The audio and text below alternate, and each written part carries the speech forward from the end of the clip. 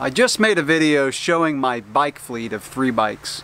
And so this one follows it up with the question of, if I had to grab one bike, which one would it be? So here in Florida, we just had Hurricane Irma come through, which was one of the biggest hurricanes in the history of the United States, doing damage from the Caribbean all the way up into North Carolina, maybe even beyond. A lot of Floridians had to evacuate. Fortunately, I'm in an area where I didn't have to, up in north central Florida.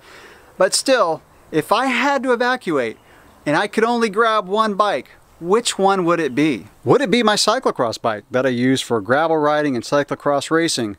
Or my cross-country mountain bike? Or would it be my really, really sweet trail bike? Well, if I only could grab one bike running out the door in an emergency situation, it would be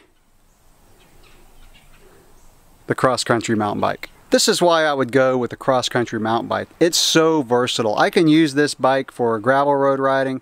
I can use it for cross-country riding, cross-country racing.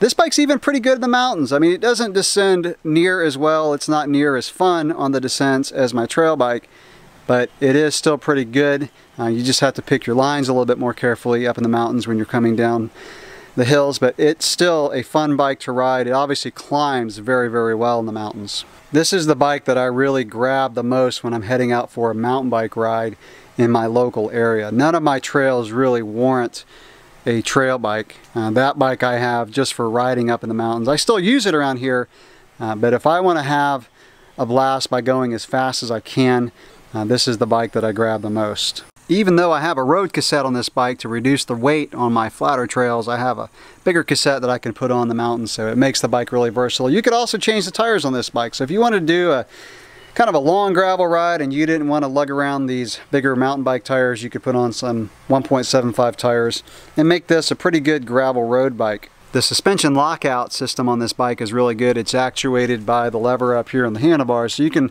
lock it out, which again helps the versatility of the bike. So if you're on roads or gravel roads and you don't need suspension, you can lock it out.